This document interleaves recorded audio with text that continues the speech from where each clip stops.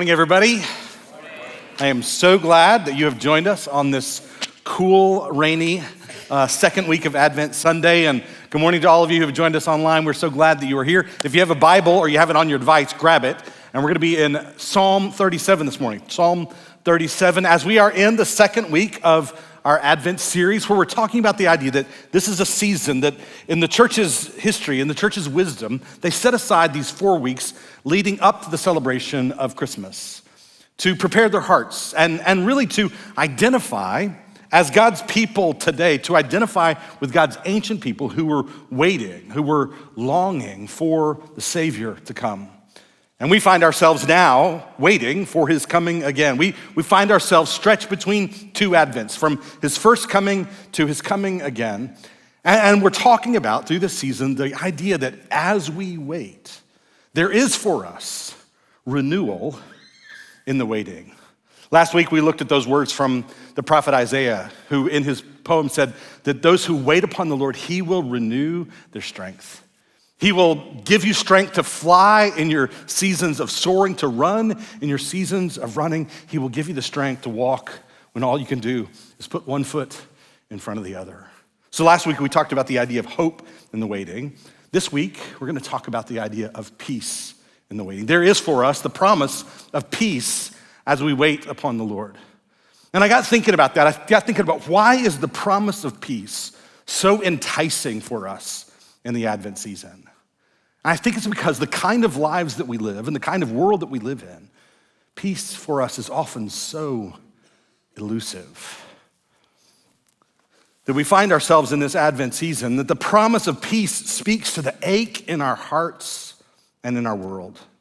In this particular season of the year, we often feel in more pronounced ways the reality of restless noise, of hurried schedules, of fractured relationships, and the weight of all that feels broken and uncertain in our lives and in the world. We long for stillness in our minds, and calm in our hearts, harmony in our relationships. Yet we find ourselves so often trapped by anxieties, unresolved tensions, and the ceaseless striving for control. And Advent reminds us that there is peace to be had. Peace to be had in the midst of the chaos of our lives, that there is peace in the waiting. And this morning we're going to look at these words from Psalm 37, and what you're going to find is as we get to verse 11, we find there the statement of the promise of peace. The peace is promised to those who wait upon the Lord.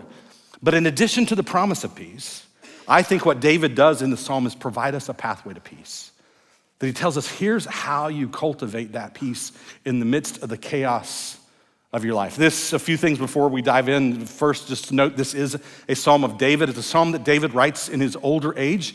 If you read through the remainder of the psalm, you find that he acknowledges that. This is a time of tumult in David's life and in the nation. And he speaks this promise of peace in the midst of that tumult.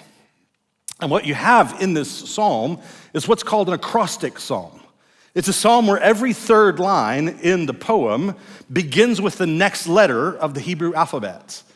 I remember being in seminary when I learned my Hebrew alphabet. I learned my Hebrew alphabet to the tune of Yankee Doodle Dandy. Would you like to hear me sing it for you? Yeah, no, it's not happening. Not happening. Right? But this is a poem that every third line begins with the next letter of the Hebrew alphabet. It's an acrostic that was really designed to help Hebrew speakers, and especially Hebrew-speaking children, to memorize this poem. And I'll just tell you, I think that if you're looking for your next passage of scripture to memorize, this would be a really good option for you because it is a psalm that provides such wisdom on how to find peace. So it's an acrostic poem. It's also, as I mentioned, a wisdom poem. That sometimes what you find in the Psalms are songs of praise to God, declarations of God's grandeur and God's praise. Sometimes you find psalms of lament where the psalmist is crying out to God in the midst of confusion and disorientation and pain. But this is a psalm of wisdom, a psalm that teaches us how to live. And so look with me at this psalm, beginning in verse 1. Do not fret, because those who are evil, or be envious, of those who do wrong. For like the grass, they will soon wither. Like green plants, they will soon die away. Trust in the Lord and do good. Dwell in the land and enjoy safe pasture. Take delight in the Lord, and he will give you the desires of your heart. Commit your way to the Lord and trust in him, and he will do this. He will make your righteous reward shine like the dawn, your vindication like the noonday sun. Be still before the Lord. Wait patiently for him. Do not fret when people succeed in their ways, when they carry out their wicked schemes. Refrain from anger and turn from wrath. Do not fret. It leads only to evil. For those who are evil will be destroyed, but those who hope in the Lord will inherit the land. A little while and the wicked will be no more. Though you look for them, they will not be found. But the meek will inherit the land and enjoy peace and prosperity. You find in that last line in verse 11, the NIV phrase peace and prosperity. It's just the Hebrew word shalom that we've talked a lot about around here. The promise of wholeness, harmony, flourishing, everything being the way that it's supposed to be, delight. And this is the promise that God offers for us in the midst of our chaos, that there is the promise that we can experience peace now, even as we wait for shalom to come in its fullness. I believe David here provides us a pathway to that kind of peace. And the first thing that we see is what he tells us not to do. Did you notice that in verse 1? Do not fret because of those who are evil, or be envious of those who are wrong. And the word that David uses here literally means do not burn, do not grow hot. And it's just the recognition that this is what oftentimes happens to us. When we look around the world and we see what's going on, it just gets us all worked up, gets us all hot and bothered, right? And so David, I think, says this little phrase, do not fret 3 times. Did you catch that in the reading? 3 times, do not fret, do not fret, do not fret. And I think the reason that he offers that repetition is that he knows human nature. Likely because he knows himself. He knows the reality that we are fretters. That many of us struggle with the question, why do bad things happen to good people? But I think David also knows that we struggle with the question, why do good things happen to bad people? That's what he's pointing to here. He's saying, don't get all worked up when you look around and you see what's happening in the lives of other people over whose life you have absolutely no influence or control. Don't let it get you all worked up. It's funny, I found myself doing it just this morning. My alarm went off, and I was just spending a few minutes laying there in bed waiting for it to go off again, hit the snooze button, but I'm checking my phone like we often do, and I'm looking at my phone, and I find this news story. And I just find myself immediately irritated by this news story.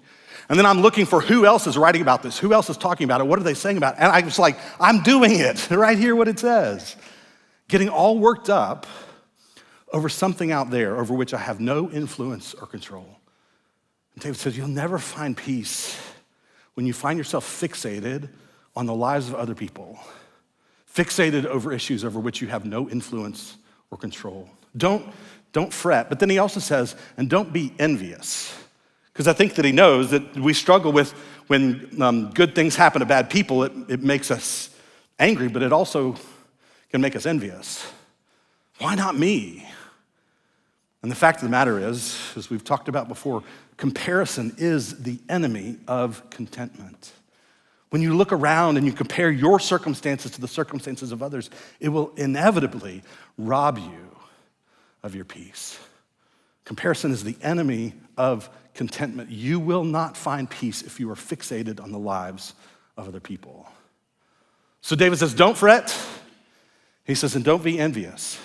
But then he turns to say what we should do. If we want peace in our lives, he gives us 4 things that we should do. First, verse 3. He says, trust in the Lord and do good. Dwell in the land and enjoy safe pasture. Right? The first thing he says is, you want peace? Peace begins with trust. Your experience of peace is directly proportional to your trust in the Lord. I think about the great story that's told in Brendan Manning's book, Ruthless Trust, the story of a Christian ethicist named John Kavanaugh, who had the opportunity to travel to Calcutta, India, and spend time with Mother Teresa.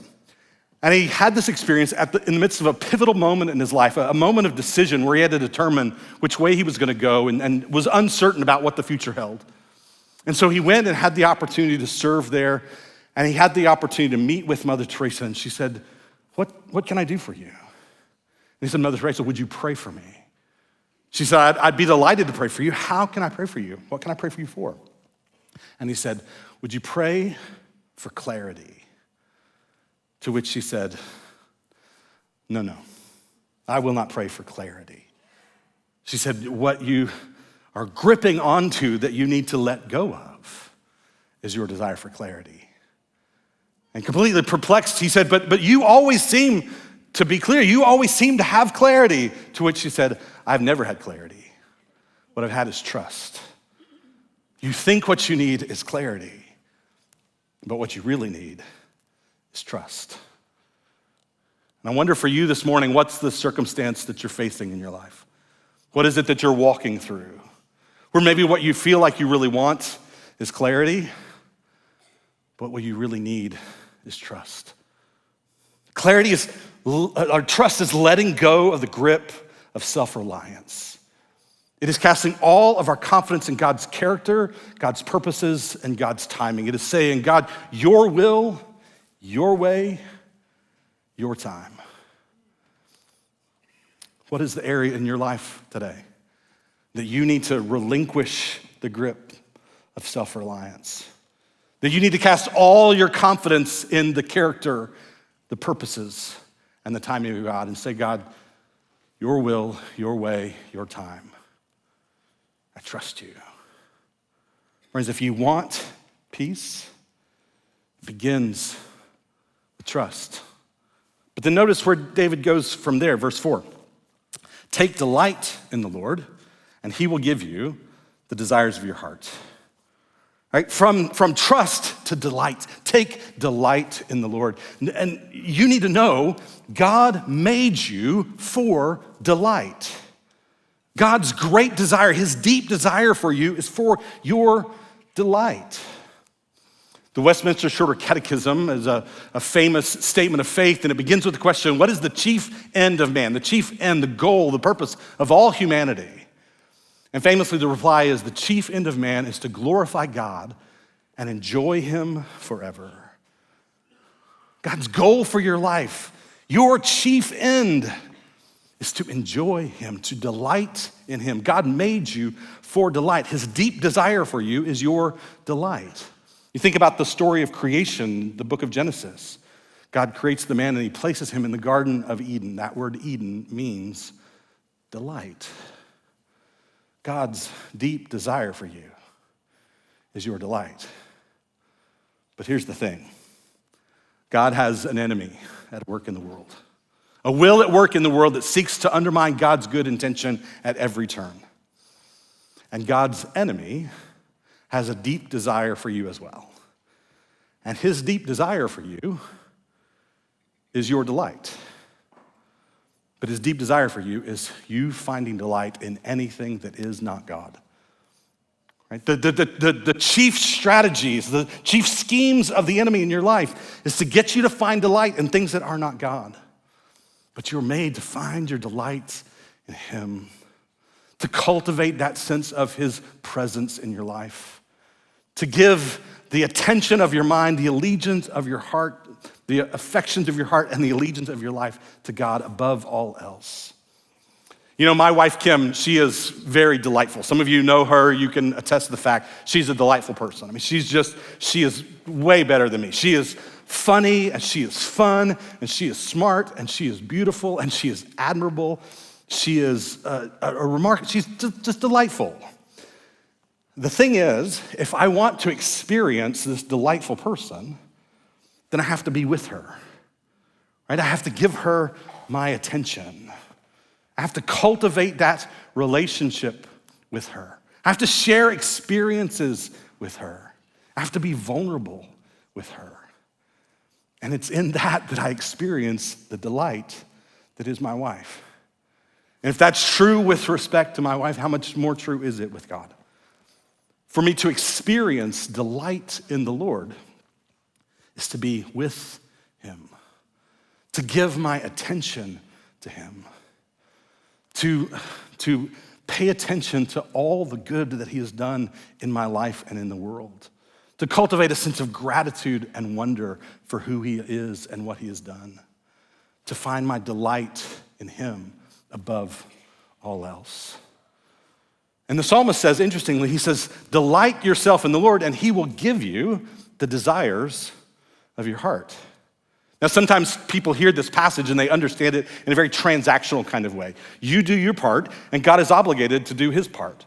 So whatever it is that you really want, just delight in God and God is obligated to give you what you really want.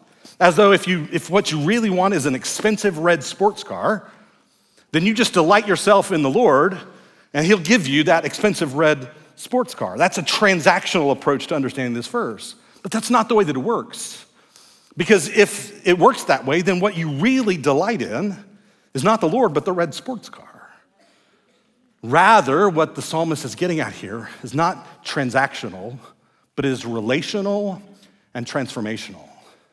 That as we live in relationship with the Lord and we truly delight in him, that in the context of that relationship, our desires are transformed. So that more and more, we come to desire for ourselves what he desires for us.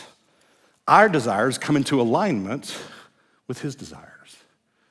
And when what we want for our lives and what he wants for us are in alignment, God takes great joy in giving us what we want. First and foremost, in giving us himself, in giving us his character, in giving us his peace. If you want peace, it begins with trust and it moves from trust to delight. And then we get another word there in verse 5. Commit your way to the Lord, trust in him, and he will do this. He will make your righteous reward shine like the dawn, your vindication like the noonday sun. Right? You want peace in your life. It comes as you trust in him, delight in him, and then commit your way to the Lord. And that idea of your way, it's your path, it's your future, it's all that lies ahead of you. That the psalmist is saying, if you want peace, you have to entrust all of your future to God. And I love the way that the Hebrew language is sometimes very pictorial. It paints a picture with words. And it does that here in that the word that's translated as commit is the word that is the Hebrew word for roll. It literally is used elsewhere to talk about rolling a stone. And so the way in which this word is an image is to imagine that your future is a heavy burden that you bear on your shoulders. A burden that you were never meant to bear on your own. But the invitation of this passage is to roll that burden off of your shoulders and onto his. And I wonder for you this morning, what is that burden that you're carrying on your already burdened shoulders?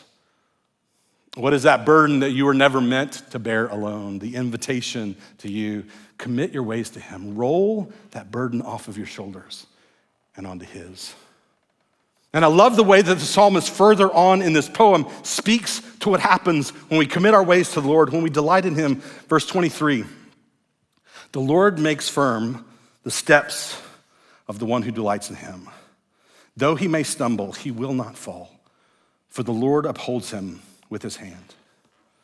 Friends, you may feel like you're stumbling right now, but the psalm promises us that when we commit our ways to the Lord, when we roll that weight off of our shoulders and onto his, when we delight in him, when we trust in him, that he will not let us fall, that he will uphold us with his right hand. So the path to peace begins with trust, moves to delight, and then to commit. Then finally, look with me at verse 7. Be still before the Lord. Wait patiently for him. Do not fret when people can succeed in their ways, when they carry out their wicked schemes, right? Be still before the Lord. It begins with trust, moves to delight, then to commit, and then finally, be still. Wait on the Lord. The psalmist reminds us that there is peace to be found in the waiting as we rest in him, as we are still before him. Now, some of you know the very famous, well-known, beloved passage, Psalm 46:10, that says, be still and know that I am God. In our English translations, these two sound very, very similar, like it's the same concept. And of course, there is certain thematic conceptual overlap, but the language is actually very different. In the context of Psalm 46, the imagery there is battle. And the idea is cease striving and know that I am God. It's God's way of saying, I will fight for you. I will take up your cause. You can stop striving and trust me. But the language here is slightly different. The more literal rendition of this would actually be quiet. The word that's used here is for quietness. Of course, you can see how the translators got to be still, because there is no quietness without stillness. But the imagery evokes this idea of somebody that's saying, shh. I mentioned before my delightful wife. My wife, Kim, she is a delightful person, but if you want to know the fastest way to irritate her, it's to shh her. I mean, we've been married for 28 years. Over the course of 28 years, there have been some very legitimate reasons for me to gently and lovingly say, shh. But I can assure you, in 28 years, it has never gone well once, right? I think that shh was used in a shaming kind of way in the context she grew up in. So there's no quicker way to irritate my wife than to shush her. And what's interesting is that, did you know that the act of saying shh to a baby is a nearly universal human experience? It transcends cultures and history. The simple practice of holding a baby that's upset and just saying shh, shh. I think about when my kids were little. They're all big now, so I might get choked up in the telling of it, but I remember when they were little and I would hear them cry in the night.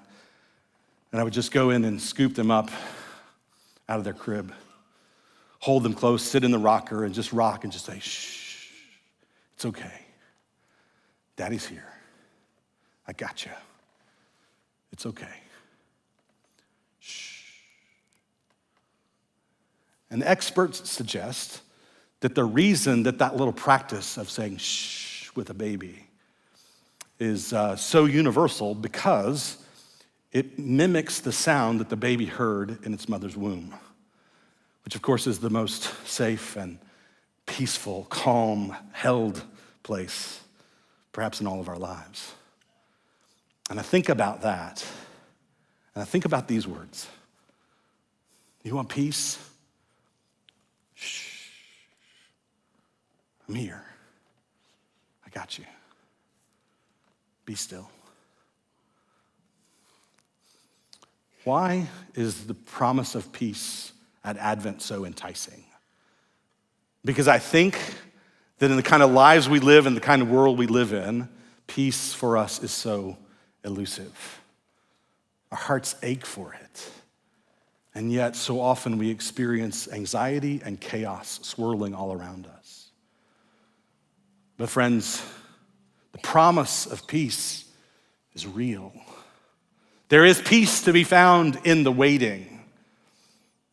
And the psalmist gives us a path to that peace.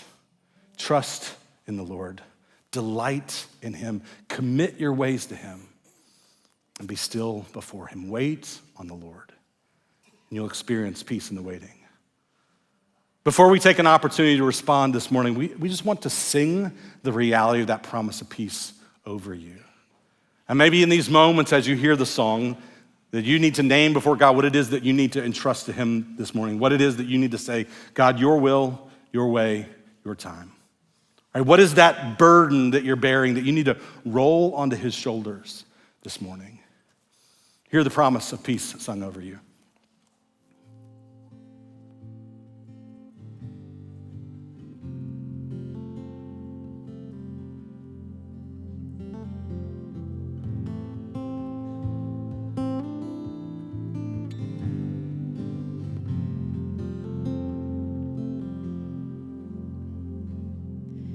You will stay true, even when the lies come.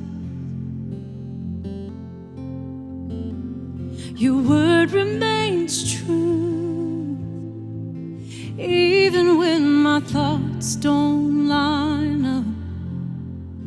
I will stand tall on each promise you made.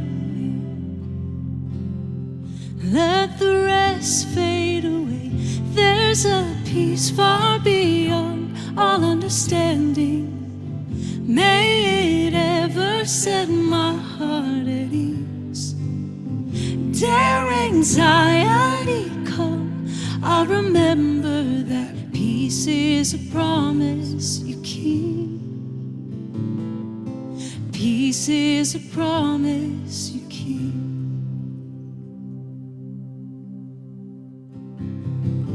You will stay true, even in the chaos. Your word remains truth,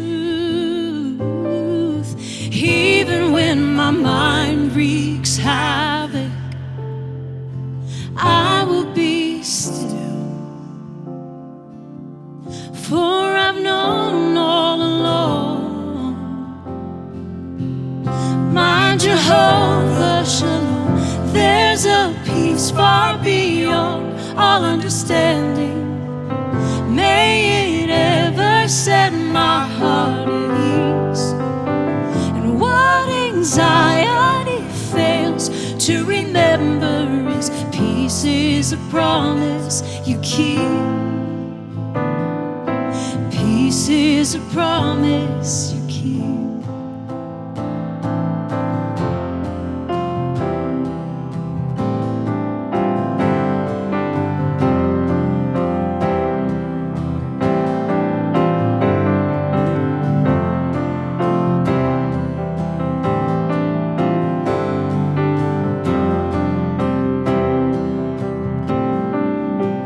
You are peace to a restless soul, peace when my thoughts wage war, peace to the anxious heart. That's who you are, that's who you are. You are peace when my fear takes hold, and peace when I feel enclosed, peace when I lose control. That's who you are, that's who you are. I found peace far beyond all understanding. Let it flow when my mind's under siege. All anxiety bows in the presence of Jesus, the keeper of peace. And peace is a promise